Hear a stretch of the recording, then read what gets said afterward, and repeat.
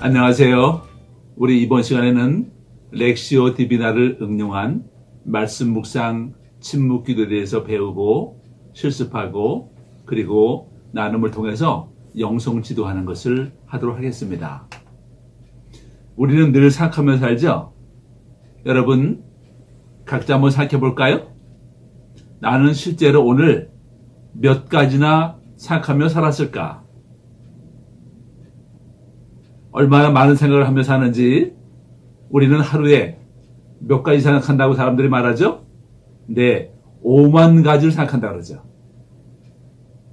그런데 실제로 영국에서 근래 통계 결과 발표가 있었는데요.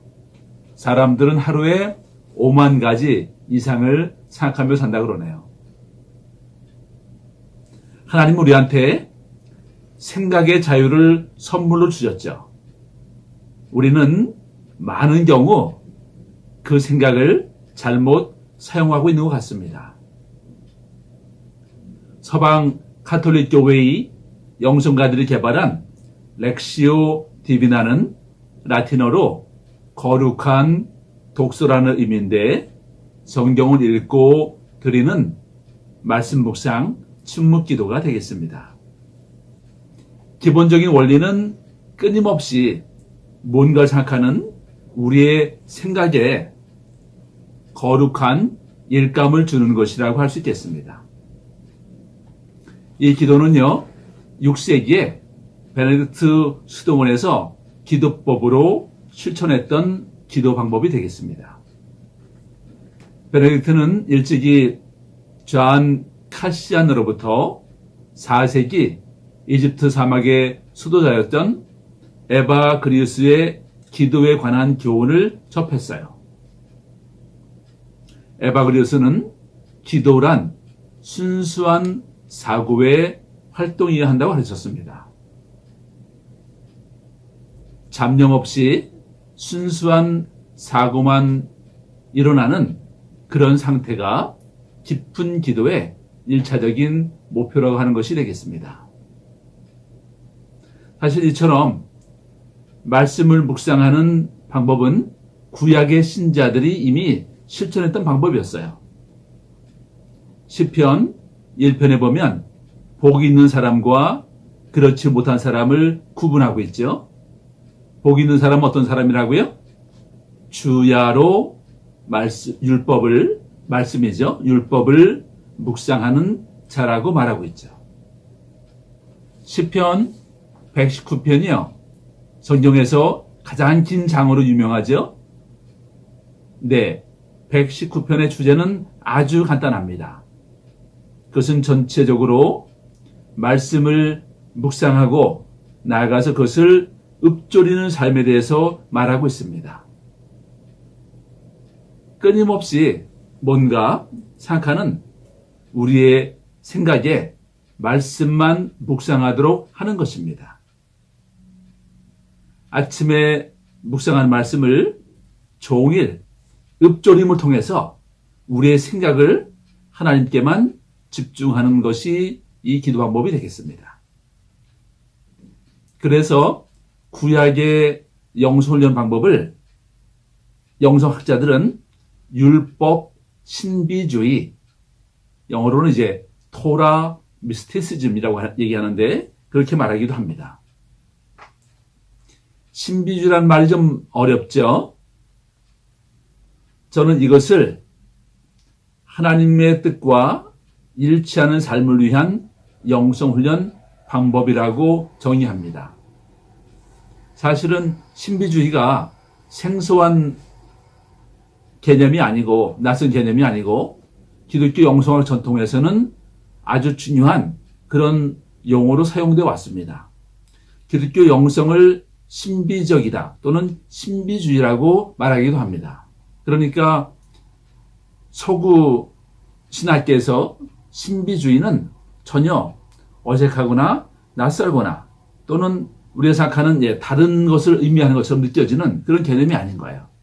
그래서 구약을 연구하는, 특별히 구약에 나타난 영성을 연구하는 학자들에 의하면 구약의 영성은 여러 가지로 말할 수 있지만 아주 간단하게 심플하게 한마디로 말한다. 그런다고 한다면 구약의 영성은 율법, 신비주의라고 정의할 수가 있는 것이 되겠습니다.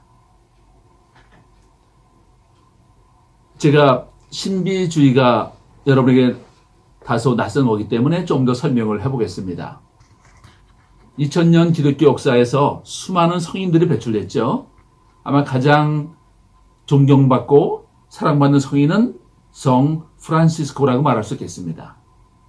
그런데 성 프란시스코의 영성훈련을 말할 때 십자가, 고난, 신비주의라고 그래요. 무슨 얘기냐면 성 프란시스코 성인은 하나님의 뜻과 일치하는 삶을 살려고 애를 썼는데 십자가, 고난과 일치하는 그런 방법을 통해서 하나님의 뜻과 일치하려고 하는 삶을 살았거든요. 그래서 그의 영성훈련 방법 또는 그의 신비주의는 십자가, 고난, 신비주의라고 말합니다. 실제로 이제 그가 임종할 때는 그의 몸에 예수님께서 십자가상에서 경험하신 거룩한 상처들이 그의 몸에도 나타났다고 그러죠. 중요한 것은 이제 그러한 거룩한 상처들이 아니라 그러한 영성 훈련을 통해서 그가 하나님의 뜻과 일치하는 삶을 살았다고 하는 것이 되겠죠. 그래서 그의 영성 훈련 방법은 십자가, 고난, 신비주의라고 말합니다. 바로 구약의 신자들은 율법을 주야로 묵상하고 읊조림을 통해서 하나님의 뜻과 일치하는 삶을 추구했기 때문에 구약의 영성훈련 방법을 뭐라고 그런다고요? 율법, 신비주의라고 하는 것입니다. 신약의 영성훈련 방법은 뭐라고 얘기할 수 있을까요? 신약은 성령 신비주의라고 말하면 되겠습니다. 예, 정리하자면 이렇게 말씀을 묵상하고 나가서는 읊조림을 통해서 늘 생각이 하나님과 동행하는 삶을 사는 이러한 방법은 21세기를 사는 저와 여러분에게도 여전히 유효한 그런 방법이 되겠습니다. 이 렉시오 디비나는 12세기에 카르투시오 수도회의 9대 원장이었던 귀고 2세기에서 오늘날의 4단계 기도 방법으로 정착이 되었어요. 그 4단계는 첫째, 따라서 해보실까요? 읽기, 라틴어로는 렉시오가 되겠습니다. 두 번째는 묵상하기, 메디타치오. 세 번째는 구송기도하기, 오라치오. 네 번째가 관상기도하기, 컨템플라치오가 되겠습니다. 첫 단계인 읽기는 성경의 한 본문을 읽는 것입니다. 둘째 단계는 묵상한 내용을 깊이 묵상하는 것입니다. 세 번째 단계 구송기도하기. 구송은 뭐냐면 소리를 내서 하는 그런 기도라는 의미가 되겠습니다. 이것은 기도를 통해서 하나님의 은혜를 구하는 단계가 되겠습니다. 마지막으로 관상하기는 묵상한 본문을 토대로 침묵 속에서 성령을 통한 하나님의 임재 가운데 머무는 것이 되겠습니다. 이 관상이라는 말이 사실은 번역은 좀 아쉬워요. 한자로는 볼관자 생각할상이 되겠습니다. 생각으로 본다고 하는 것이 좀 어려운 개념이죠. 그런데 우리가 원어 또는 영어로 이해하면 쉽습니다. 원어로는 컨템플라치오라고 얘기했죠. 영어로는 컨템플레이션이 되겠습니다. 이 단어를 보면 두 개의 어휘가 합쳐져서 된 것을 볼 수가 있는데 먼저 접두어인 컨이 있습니다. 컨은 영어로 무슨 뜻이죠? 함께를 말하는 거죠. 뒤에 템플은 뭔가요? 그것은 성소를 말하는 거죠. 그래서 문자적으로 이해하면 성소에서 함께라는 뜻이 되겠습니다. 성소는 어디인가요? 교회죠. 교회에서 주님과 함께 머문다는 의미가 되겠습니다. 자, 그런데 성소는 또 어디에 있을까요? 네, 제 마음과 여러분의 마음 안에 성소가 있는 것이죠. 성경은 말씀하죠. 우리의 마음이 성령이 거하시는 성전이라고 말씀하죠. 그래서 성소에서 함께라는 의미는 이미 내 마음 안에 계시는 성령님 안에서 그 성령님과 함께 내 생각이 함께 그 안에 머무는 것을 말하는 것입니다. 이것이 깊은 기도의 단계 아니겠어요? 그래서 이러한 기도를 통해서 우리의 생각이 성령이 계시는 마음으로 내려가는 것이 1차적인 이러한 기도의 목표라고 보면 되겠습니다. 성령이 마음에 계시는 것이 맞을까라고 생각하는 분들이 있을 수 있을 것 같아요. 우리 한번 성경을 찾아보겠습니다. 요한복음 7장 37절에서 39절을 보실까요? 명절 끝날 곧 큰 날에 예수께서 서서 외쳐 이르시되 누구든지 목마르거든 내게로 와서 마시라. 나를 믿는 자는 성경의 이름과 같이 그 배에서 생수의 강이 흘러 나오리라 하시니 이는 그를 믿는 자들이 받을 성령을 가리켜 말씀하신 것이라. 예수께서 아직 영광을 받지 아니하셨으므로 성령이 아직 그들에게 계시지 아니하시더라. 아멘. 헬라어로요. 여기서 말하는 배는 배를 가리키는 거예요. 유대교에서는 마음을 인간 존재의 중심으로 이해했습니다. 기독교 영성가들도 물론 그렇게 생각을 했죠. 그래서 깊은 기도란 생각이 성령이 계시는 마음으로 내려가 성령의 임재 가운데 머무는 것이라고 말할 수 있습니다. 자, 렉시오 디비나를 응용한 이러한 말씀 묵상 침묵 기도는 우리 한국교회에서 실천하고 있는 큐티와 유사하기 때문에 또 실천하기가 좋은 기도 방법이 되겠습니다. 우리가 아는 것처럼 렉시오 디비나가 머무름을 강조하는데 큐티는 무엇을 강조할까요? 큐티는 적용을 강조하고 있는 것을 볼 수가 있죠. 자, 그런데 큐티하는 신자들은 계획한 것을 얼마나 충실하게 잘 적용하고 있을까요? 여러분은 어떠십니까? 대답하기가 조금 곤란하죠. 제가 주변의 신자들한테 물어보면 적용이 잘 되지 않는다고 얘기해요. 사실 이것이 한국교회의 신자들이 변하지 못하는 이유 중에 하나일 것입니다. 어거스틴 수도의 수도사 출신이었던 마틴 루터가 렉시오 디비나를 잘 알았겠죠. 그가 종교개혁을 하고요. 그가 새로운 기도 방법을 제안했습니다. 궁금하시죠? 세 단계를 얘기했어요. 첫 단계는 기도하기, 오라치오죠. 두 번째는 묵상하기, 메디타치오. 세 번째가 뭔지 아세요? 적용하기, 텐타치오라고 그래요.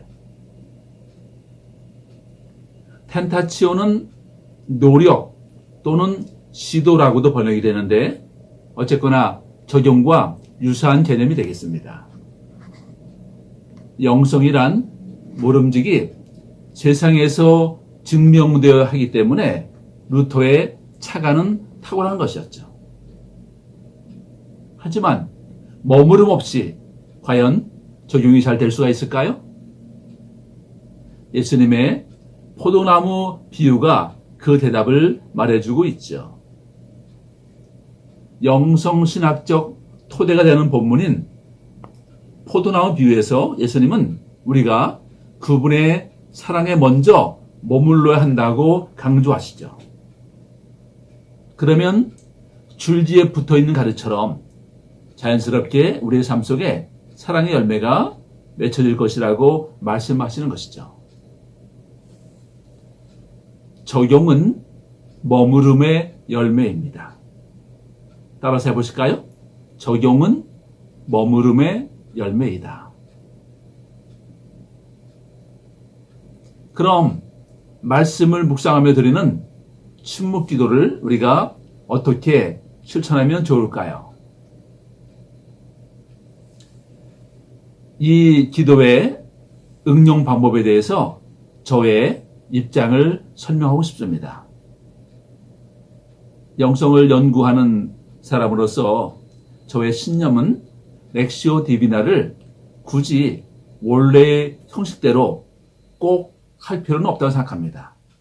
왜냐하면 가톨릭 교회의 전통에 거부감을 느끼는 목회자나 평신도들도 있기 때문에 그렇죠. 그래서 우리가 개신교 신자로서 개신교의 기도 방법들에 대해서 우리가 지금 한계를 좀 느끼는 거잖아요. 그런 현실에서 다른 전통이나 조단들의 방법을 참고하되 우리의 몸에 맞는 옷으로 재단을 해서 적용을 해야 된다고 믿습니다. 그래야 대중들이 공감하고 따르게 되지 않을까요? 네, 그러면 이 말씀 묵상 침묵 기도가 우리의 영성 생활에, 기도 생활에 어떤 유익을 주는지 한번 생각을 해보겠습니다. 기독교 영성가들은요, 영적 진보를 정화, 조명, 연합의 세 단계로 추구했어요. 정화라고 하는 것은 죄로부터의 성화를 말하는 것이죠. 조명이란 인생과 우주와 하나님에 대한 깊은 진리를 깨닫는 것을 말합니다. 물론 성령의 조명으로 우리가 그런 것을 경험하게 되죠. 연합은 하나님의 사랑 안에서 하나가 되고 하나님을 사랑하기 때문에 하나님 뜻이 무엇인지 알고 더 나아가서 하나님을 사랑하기 때문에 그 하나님의 뜻에 순종하는 것이 연합이라고 보면 되겠습니다. 그런데 우리가 이 말씀 묵상 침묵 기도를 통해서 정화를 경험하고 조명의 은혜를 경험하게 되는 것이죠. 나아가서 말씀을 통해 하나님의 뜻이 무엇인지 깨닫게 되는 것이죠. 그리고 말씀드린 것처럼 하나님의 사랑 가운데 머무름을 통해서 내 가운데 임한 하나님의 사랑이 나를 통해서 표현되기 때문에 하나님의 뜻에 순종할 수 있게 되는 것입니다. 그래서 서방 가톨릭 교회 영성가들이 이 방법을 통해서 영적으로 진보한 것을 경험했고 그것이 이제 교회사를 통해서 증명됐다고 보면 되는 거잖아요. 따라서 우리도 이러한 기도를 지속할 때 반드시 정화와 조명의 은혜를 경험하고 나아가서 하나님의 뜻과 일치하는 그런 삶을 살게 될 것입니다. 그럼 마지막으로 저희 10번의 물러남 기도활교회사는 말씀 묵상 침묵 기도 매뉴얼을 설명하고 그대로 해보겠습니다. 첫 번째로요, 본문을 천천히 소리를 내서 한번 읽으면서 전체 흐름을 파악하는 것입니다. 두 번째는 각자 침묵으로 은혜를 구하는 기도를 드리는 것입니다. 세 번째는 상상력을 동원해 본문 속으로 들어가 본문을 다시 천천히 속으로 2번 읽는 것입니다.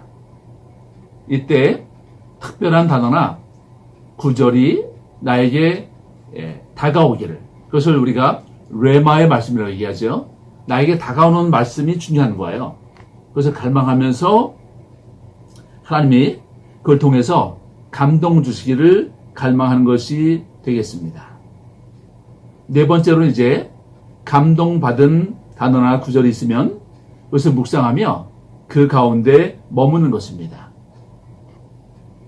다섯째, 잡념이 일어나면 다시 본문으로 돌아가 본문을 묵상하면서 내가 본문의 일부가 되었다, 그렇게 생각하며 본문을 읽고 묵상하면 되겠습니다. 여섯 번째, 생각이 잘 집중되면 감동받은 말씀에 머무는 것을 넘어서서 성령의 임재를 갈망해 보는 것입니다. 우리 잔잔한 음악을 들으면서 15분 정도 기도하겠습니다. 15분 정도 하는 이유는 잡념이 진정되는데 시간이 필요하기 때문에 그렇습니다. 이거는 이 물컵에 물을 오래 두게 되면 물컵에 먼지가 많이 가라앉겠죠. 이 먼지를 위에 떠서 뿌옇게 되었는데 탁자 위에 한동안 가만히 놓아두면 먼지가 좀 가라앉겠죠. 먼지가 가라앉으려면 시간이 필요한 것처럼 우리 생각들이 복잡한데 생각들이 가라앉으려면 시간이 반드시 필요해요. 그래서 한 15분 이상 하는 것이 좋습니다. 마지막으로 기도 후에는 기도 가운데 생각하고 느낀 것들만 나누고 거기에 대해서 적절한 조언을 해주는 영성 지도 시간을 갖도록 하겠습니다. 우리 오늘은 스바냐 3장 17절을 묵상하도록 하겠습니다.